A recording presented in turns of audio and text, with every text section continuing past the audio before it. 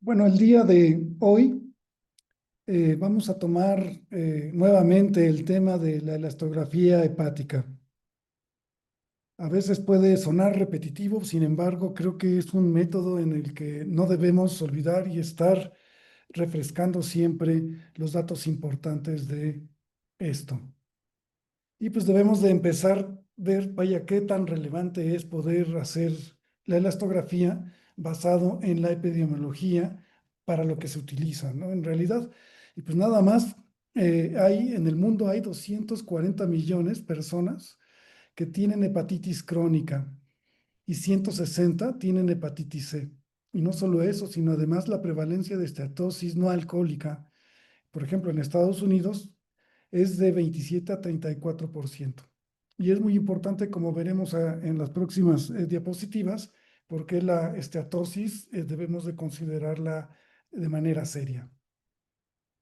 Pues la causa común de la cirrosis en los países desarrollados pues son las hepatitis crónicas, como la B o C, el alcoholismo, la hemocromatosis y la esteatosis hepática no alcohólica.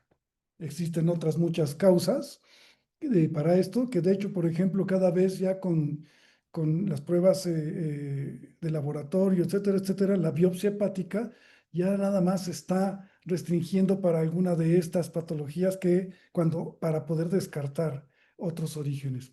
Y la enfermedad por el hígado graso no alcohólica es un trastorno metabólico que se caracteriza por la acumulación de grasa en los hepatocitos de los individuos sin consumo significativo de alcohol. O sea, no quiere decir que no consuman, sino no es no significativo. Además, mediante medicamentos hepatotóxicos ni otras causas conocidas de esteatosis secundaria. O sea, digamos, se tiene que descartar todo para que podamos catalogarnos aquí. Y pues la estatosis hepática no alcohólica se define como un acúmulo de grasa en los hepatocitos mayor del 5% y sin datos de daño hepático. En la estatohepatitis no alcohólica ya hay afección mayor del 5% de grasa, pero con datos de daño al hepatocito con o sin fibrosis. Y esto puede progresar después a cirrosis. Y finalmente la esteatohepatitis más cirrosis, donde pues ya hay una evidencia histológica de esteatosis más destrucción de los hepatocitos. Y cuando decimos eh, que el alcoholismo no es significativo, es cuando los hombres no beben más de 30 gramos al día y las mujeres 20 gramos al día. ¿Y cómo se saca esto? Pues vaya, esas son las fórmulas y hasta abajo en letras más grandes está, digamos, como si fueran 2 onzas de whisky que tiene 40 grados de alcohol o muchas bebidas que tienen esto.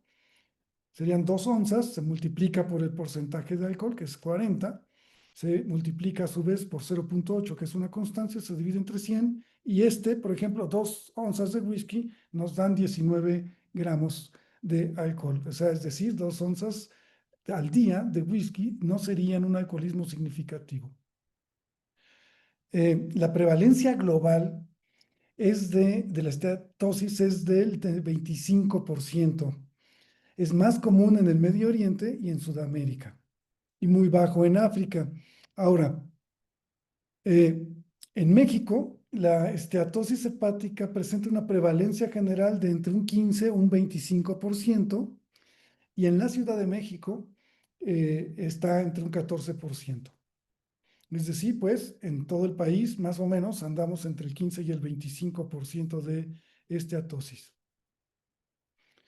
Y pues las causas del desarrollo de este tipo de esteatosis no alcohólica, pues es el sobrepeso, y la obesidad, que van juntos de la mano, la resistencia a la insulina, la diabetes tipo 2, las dislipidemias y el síndrome metabólico. Esto es muy importante y por eso es de que he estado tratando de hablar de esteatosis, porque del 25 al 35% pueden progresar a fibrosis y entre el 65 y el 75% pueden ser estables y tienen regresión de la fibrosis. Es decir, es una entidad que puede condicionar fibrosis, pero a su vez también es una entidad que puede tener reversión si es que se hace el diagnóstico en el tiempo correcto. Y pues vaya, para hacer el diagnóstico de fibrosis, pues no, el estándar de oro es la biopsia. Eh, el cilindro es uno entre un 50.000 del volumen hepático, o sea, es una parte entre 50.000, que es una muestra muy pequeña. El abordaje de este tipo de biopsias son las percutáneas, la transyugular, la laparoscópica y la endoscópica. Pues en general, pues vaya, los radiólogos hacemos o la percutánea y los que están en hemodinamia, pues la transyugular en los casos que se requiera. También la biopsia tiene sus limitaciones y pues algunas enfermedades pues no tienen o son difusas, pero en parches, y entonces si tomas una biopsia donde hay menos afección, podrías hacer o disminuir pues el grado de el Metavir, por ejemplo, que es el que utilizan los patólogos para esto. Y también incluso hay falta de concordancia entre dos patólogos viendo las mismas muestras. Entonces, como ven, aunque es el estándar de oro, pues tiene también sus bemoles esto de las biopsias. Las complicaciones también es otra de las cosas negativas que tiene una biopsia, que es las complicaciones que pueden ser hasta la muerte, que pues vaya, la literatura refiere que debe ser de 0,1%. Afortunadamente en el Centro Médico Nacional, pues en los años que estuve allí, pues no tuvimos ninguna muerte, aunque sí tuvimos hematomas de complicación. Existen otras formas de hacer diagnóstico de fibrosis, o sea, la biopsia y también marcadores sanguíneos que pueden ser indirectos, como las plaquetas, el tiempo de protrombina, albúmina, bilirrubinas, etcétera, etcétera. Y los marcadores directos como el procolágeno, la metalproteínas, citoquinas y quimioquinas. Y todo esto, pues digamos, hay incluso páginas donde puedes pagar o algunas que son gratuitas, como las que vemos aquí, en donde pues metes los datos y te da un porcentaje de posibilidad de fibrosis. Sin embargo, digamos, a nosotros lo que nos atañe más es el ultrasonido y pues la fibrosis en realidad la podríamos hacer sin necesidad de la elastografía cuando pues, un hígado está heterogéneo difusamente, tiene nódulos de regeneración, contornos lobulados y el tamaño de la glándula pequeño. Pues no habría ninguna duda, perdón, de que lo que estamos viendo es una cirrosis. Sin embargo, cuando lo vemos así, pues ya pueden ser etapas avanzadas. Y es por eso que se ha tratado de hacer diagnóstico de fibrosis de una manera, digamos, no invasiva, con diferentes técnicas como resonancia magnética, con el contraste supermagnético, la tomografía computada con un índice de perfusión de arteria hepática y parénquima, y pues también ultrasonido y resonancia con elastografía. Aquí vamos a enfocarnos solamente en la elastografía con hígado, pero sí debo decir que los valores en kilopascales que se manejan en elastografía de hígado son muy diferentes a los que se manejan en resonancia magnética. Es decir, los valores de resonancia magnética en kilopascales no son equiparables a los que se obtienen en hígado para decir si la fibrosis, digamos, o catalogar la fibrosis en Metavir o en otra, como veremos más adelante. Hay que considerar esto seriamente. Eh, en cuanto a la elastografía, pues debemos recordar solamente que pues, los tejidos tienen la capacidad de deformarse cuando se les aplica fuerza y de volver a su forma original cuando se deja de presionarlos. Los tejidos sanos tienen la capacidad de formarse más que el tejido con fibrosis, se deforma menos. Y este es el principio, pues, por el que se hace la elastografía. A grandes rasgos, existen dos maneras de hacer elastografía. La compresiva, que es manual, que con la mano hacemos la compresión o por medio de las fuerzas de radiación acústica, y la elastografía por ondas de corte, que a su vez se subdivide en tres grupos: la puntual, la 2D y la 1D o transicional. Y pues vamos aquí a recordar que la elastografía por compresión no funciona para hacer elastografía de hígado. Entonces, este método es inútil para la elastografía hepática. La elastografía ya por ondas de corte, la transitoria, temporal o 1D, pues es aquella que utiliza un transductor de modo A con un aparato de vibración mecánica, o sea, en el transductor hay un martillo real y se usa fuerza mecánica dada por este martillo para producir las ondas de corte. El tamaño de la muestra pues es de 1 por 4 centímetros, es decir, 100 veces más que el volumen de un cilindro de biopsia. Entonces, digamos, la elastografía aquí tiene algunas ventajas, que estamos haciendo muestra más representativa del tejido hepático. Se deben hacer 10 muestras, el estudio es rápido, entre comillas, porque hay pacientes que no son tan sencillos, y pues la profundidad puede ir hasta de 6,5 centímetros. Tiene sus limitaciones, como sin que no hay imagen en tiempo real en la transicional, no hay una imagen en escala de grises tampoco, y también imposible de hacer cuando hay ascitis. La elastografía de onda de corte puntual, que digamos esta y la 2D ya están en los equipos de ultrasonido, y entonces una de las grandes ventajas es que siempre estás en escala de grises. Y lo digo como una gran ventaja porque acabé de revisar un artículo de elastografía de vaso que se hizo precisamente con el fibroscano, la transitoria 1D, y pues me fui a ver por cómo lo hacían para medir el vaso, y lo que encontré en material y métodos es que primero hacían una ecografía en modo B, veían dónde se podía hacer la medición y después ya hacían la medición con el fibroscano transitorio. Entonces, digamos, esto se vuelve muy complejo porque hay que comprar una elastografía 1D y un equipo de ultrasonido. Y en estos métodos, tanto en la puntual y en la 2D, está todo en el ultrasonido. Entonces, digamos, es mucho más útil hacerla por este método. Y utiliza un impulso de la radiación acústica, es decir, que las ondas de corte no se producen por una fuerza mecánica externa, sino la fuerza mecánica del sonido en realidad, o sea, la fuerza de radiación acústica.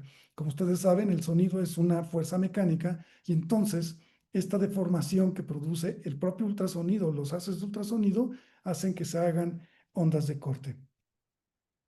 Y la bidimensional, que utiliza también la fuerza de radiación acústica, y se obtienen muestras en múltiples puntos y no en uno solo como en la puntual. Tiene otra gran ventaja sobre la puntual, es que la vista es en tiempo real, o sea, son cortes, estás viendo en tiempo real, y además se representa en mapa de color. Además, puedes medirlo, pero también tienes un mapa de color como se ve en estas imágenes. Y claro, puedes hacer varias mediciones.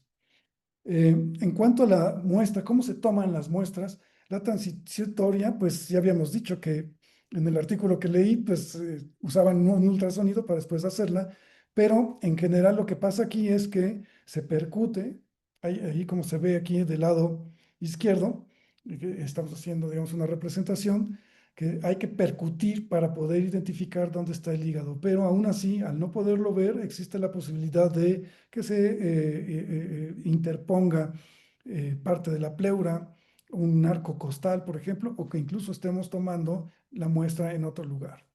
A diferencia de la puntual y la 2D, donde pues localizamos el sitio con la escala de grises o el modo B para obtener una muestra correcta. Y no solo eso, sino que además, como estamos viendo, podemos evitar algunas estructuras como son las vasculares, que no lo puedes hacer realmente en el FibroScan. El tamaño de la muestra, el FibroScan tiene 4 centímetros cúbicos, que ya habíamos dicho que esto más o menos es 100 veces más el volumen de un cilindro de biopsia de hígado. Y por ejemplo, la 2D da incluso hasta 20 centímetros cúbicos, es decir, son 5 veces más, serían 5, 100, 500 veces más grande la muestra que en la biopsia. Ahora, existen algunos factores que incrementan la rigidez del hígado. Y esto es muy importante porque hay que considerar estos factores para no tener discrepancias, ¿no? Que a veces sale todo normal para cirrosis, y tú dices, bueno, es que tiene una rigidez muy alta. Entonces, lo que hay que saber es que no solo la fibrosis condiciona el incremento de la rigidez, sino también los procesos inflamatorios del hígado, la congestión hepática, la colestasis y también la estatosis en sí puede producir incremento de la rigidez hepática sin que haya como tal fibrosis.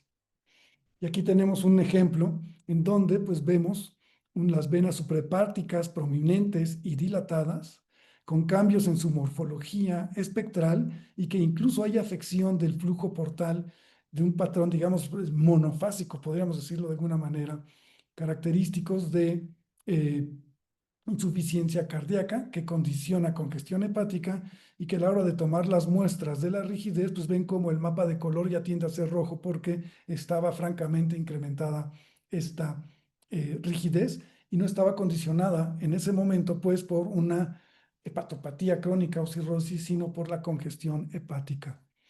Aquí tenemos un ejemplo donde, pues en este imagen, donde vemos la vesícula biliar completamente con una pared engrosada, que desfacelada y que oblitera la luz de la misma, muy característica de, por ejemplo, de la hepatitis, con una rigidez de 8.12 kilopascales, es decir, por arriba de los valores normales. Sin embargo, el hecho de que tengamos una rigidez alta no quiere decir que haya ya o fibrosis o una enfermedad renal crónica, perdón, hepática crónica. Y pues cuando vemos los laboratorios, pues todos los laboratorios de las pruebas hepáticas pues están alterados. En este paciente, la rigidez incrementada fue secundaria a la hepatitis que finalmente se hizo el panel viral, fue hepatitis A. Y miren, aquí también la estatosis en sí puede subir o incrementar la rigidez hepática. Hicimos un trabajo con 59 pacientes sanos, a todos se hacen estudios de rutina o check-ups, y entonces a todos descartamos que no tomaran los más de 30 gramos o 20 para las mujeres de alcohol al día o algún otro medicamento, eran pacientes sanos, y empezamos a hacerles la elastografía. Y miren cómo cuando la estatosis es severa, se incrementa la rigidez hepática. Y cuando la estatosis es leve o moderada, no se incrementa tanto esa rigidez.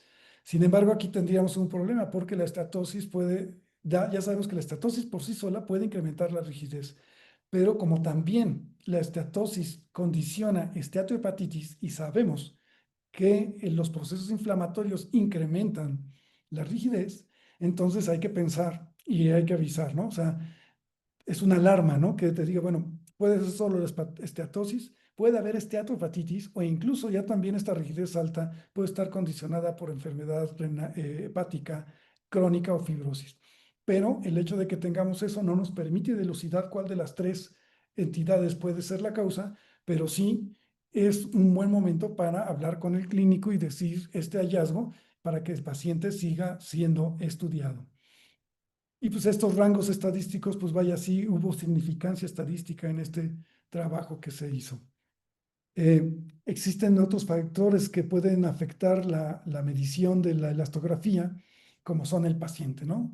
La obesidad, la citis, que en la elastografía transicional o fibroscan es imposible, pero que es posible en el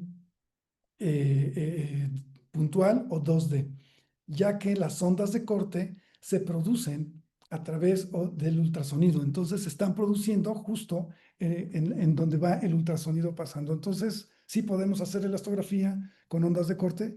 Aquí hay algo bien importante que debemos recordar, que no podemos hacer elastografía en el líquido, pero sí a través de él. Y en el líquido no se puede porque en líquido no se producen ondas de corte. Eh, También la ingesta de medicamentos, el ayuno también es importante. A mí, digamos, habitualmente no soy de los que piden mucho ayuno para poder hacer un ultrasonido. Sin embargo, la elastografía creo que es vital. Y esta es la razón. Hace algún tiempo con los residentes del hospital, eh, y sí, bueno, les hicimos elastografía a algunos, fueron a desayunar y les volvemos a hacer una elastografía después de que haber comido. Y también medimos la velocidad de la vena porta. Entonces, en el ayuno, por ejemplo, en este caso, la velocidad de la porta pues, es de 17 centímetros por segundo, pero cuando comió la persona el residente, subió o se duplicó prácticamente a 40 centímetros sobre segundo. O por ejemplo, como vemos, la rigidez hepática es de 3,5 kilopascales en ayuno y subió a 5,41 kilopascales después de la ingesta de alimentos. Entonces, digamos, es muy importante que el paciente sí tenga la ayuna mínima de 4 horas, 4 a 6 horas, para hacer la elastografía, porque, pues, como ustedes pueden ver aquí, si hay una diferencia de 2 kilopascales que pueden llevarte a uno u otro rango. Entonces, el ayuno es importante aquí. Y pues también la otra es la técnica de respiración. La posición del paciente pues es en decúbito oblicuo, a no más de 30 grados. Y pues esto es a no más de 30 grados, sin embargo, pues todos los que hacen ultrasonido saben que no todos los pacientes son iguales. Y pues estas recomendaciones pues pueden cambiar o no volverse erróneas, pues dependiendo de las condiciones propias del paciente. El brazo sobre la cabeza para abrir el espacio costal y la medición debe de hacer en un espacio intercostal del lóbulo derecho. La respiración debe ser neutra, es decir, no tenemos que pedirle al paciente que inspire ni que expire, sino dejarlo que esté él respirando y nada, no respire. Incluso puedes entrenar con él antes para que te ayude y cuando estés haciendo el estudio ya sepa hacerlo él y funciona así muy bien. Otra de las cuestiones que tenemos que considerar es que debemos hacerlo de 1,5 a 2 centímetros por debajo de la cápsula de Gleason. Y esto es porque esa zona es más rígida. Siempre debe de ser perpendicular al haz del sonido, la cápsula, y pues la razón por la que hay que hacerlo es que miren aquí cómo y tomé una muestra en la cápsula de Gleason y como el mapa de color, aparte de que es rojo porque es más rígido, pues es heterogéneo. Y después del 1 centímetros o 2, el mapa de color se vuelve completamente homogéneo, se llena todo bien el cuadro. Es decir, que hay razones suficientes, y aquí está la evidencia de tomar todas las muestras después de 1,5 a 2 centímetros de profundidad de la cápsula. Otra de las cuestiones que tenemos que hacer o cuidar es que no debe ser mayor a 6 centímetros, porque las ondas de corte ya no son, ya no regresan al transductor y pues no tenemos señal allí.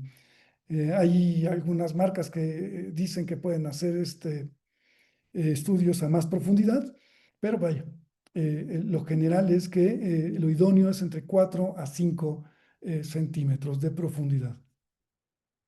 La técnica, pues hay que evitar los vasos porque, como ya he dicho antes, en el líquido no se producen ondas de corte y entonces se va a alterar esta muestra, ¿no? Y pues si tienes el modo, la 2D o la puntual, pues ves y evitas dónde está el trayecto vascular o como se ve en esta, donde pues están los vasos y se evita que la medición se haga en un trayecto vascular.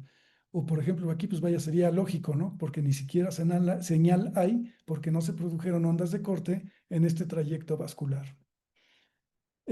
Tenemos que cuidar el artefacto de la sombra, que se da ya sea por las costillas o porque está la pleura, el pulmón que se está metiendo, y cuando eso sucede, pues no tenemos señal y pues no podemos hacer la muestra de elastografía. ¿Cómo sabemos que hay una calidad buena en nuestra elastografía? En general, la recomendación para que haya calidad es que sean 10 muestras. Sin embargo, en la elastografía puntual, ya hay estudios donde se ha demostrado que con 5 muestras no hay diferencia, siempre y cuando el IQR o el rango intercuartílico entre la mediana en kilopascales sea menor del 30%. Yo procuro siempre hacer, o siempre hago las 10 muestras, digamos también porque quizás, aunque tú puedas mandar y decirle, no, es que aquí está el artículo, pero si el tratante pide las 10 pues vaya, yo creo que no hay que condicionarlo y mandarle 10 muestras. A mí, para que no me pase eso, pues que es pues, mejor a todos, les tomo 10 muestras.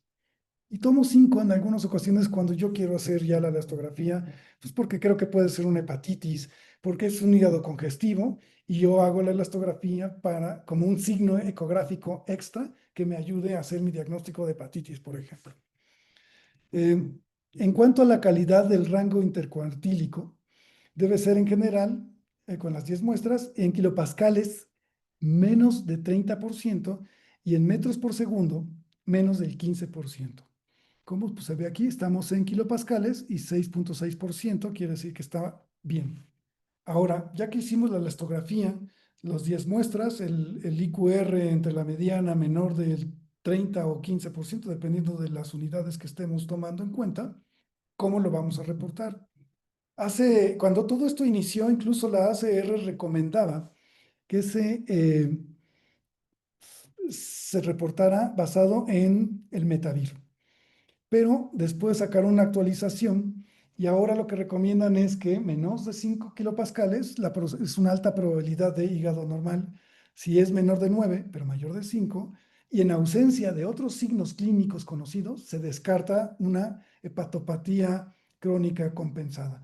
Pero si hay otros signos, entonces se necesita complementar con pruebas hasta llegar o no, o descartar al diagnóstico. Entre 9 y 13 kilopascales es sugestivo de enfermedad crónica compensada y se necesitan más pruebas pero ya no nada más, no para hacer el diagnóstico, sino ahora solo para confirmarlo. Más de 13 es muy sugestivo de enfermedad crónica compensada y más de 17, además de sugestivo de enfermedad crónica compensada, también de hipertensión portal. Incluso también se pueden hacer mediciones de vaso para ver si hay, sobre todo varices, se están haciendo estos trabajos en donde si la rigidez esplénica es de más de 50 kilopascales, pues puedes pensar en que puede haber varices esofágicas. Aquí tenemos algunos ejemplos. El primero de ellos, fíjense, el índice de la IQR entre la mediana de 6% está correcto, como estamos en kilopascales, 4.8 kilopascales, que es normal, y aunque este hígado está ecogénico porque tiene estatosis, tiene una rigidez normal, es decir, tiene una estatosis, pero no hay una rigidez que nos haga pensar en esteatohepatitis, ni tampoco en fibrosis como tal. En este otro caso, en donde la mediana es de 8.9 kilopascales, que aquí es lo que aquí está, caemos en el rango en donde si no hay ninguna prueba positiva, podemos descartar la hepatopatía crónica compensada, pero si hay algunos factores, no sé, trombocitopenia se me ocurre, entonces tienes que hacer más para confirmar el diagnóstico. Y pues también el IQR en este caso fue de 13.6. Y finalmente en este otro donde ya hay 17 kilopascales con IQR de 12.4 y como vean el color, el primero es un azul muy tenue, esto depende de cada equipo, pero vaya, este que es el mismo equipo, aquí ya empieza a ver algunas son tonalidades amarillas y finalmente este ya con rojas y azules, ¿no? Que la rigidez es mayor. Y ahí ustedes también a la hora de estar haciendo la elastografía se pueden ir guiando con esto. Y ya la ACR no recomienda pues hacerlo del Metavir. Sin embargo, insisto, si el clínico te lo pide, pues no vayas y le digas que acabas de leer el artículo y que ya no se usa, pues le pones, yo lo que hago es según la ACR, pongo lo que dice la ACR, entre paréntesis, F1, F2 o lo que sea, ¿no? Entonces, digamos, también lo puedes hacer de esta manera. Pero ya no se hace porque incluso había discrepancia entre los patólogos, ¿no? Yo quise hacer pues, un protocolo ahí en el hospital y sí había problema incluso hasta interobservador, ¿no? Entonces, y pues, todos esos factores hacían que la elastografía no tuviera eh, solidez, ¿no? Ahora, de todo lo que hemos hablado ahorita, estamos más que nada en la hepatitis C y en la estetosis no alcohólica, porque no hay información suficiente, perdón, en la hepatitis C, pero no hay información suficiente en todas estas patologías. Sin embargo, no quiere decir que no puedas, digamos, traspolarlas, aunque no debes olvidar que no están hechos estas pruebas para esto. Es algo similar a lo que ocurre con la carótida interna y las velocidades de flujo, que todos sabemos que están diseñadas únicamente para la carótida interna, sin embargo, las traspolamos a otros vasos con velocidades similares como para pensar en cuándo hay o no una estenosis significativa. debemos y no debemos olvidar que no todo lo que incrementa la rigidez hepática es fibrosis. No olvidar que la hepatitis también puede producir incremento de la rigidez hepática.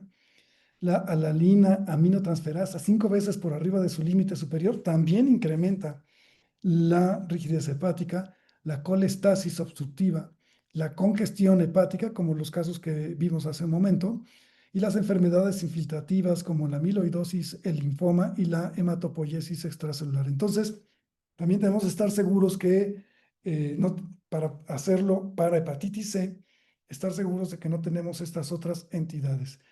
Pero allí es donde la elastografía nos ayuda mucho porque cuando no hay datos de cirrosis o hepatopatía crónica y tú tienes una elevación de la dureza, entonces te vienes a ver cuál es esto, cuáles son estas otras posibilidades de diagnósticos diferenciales.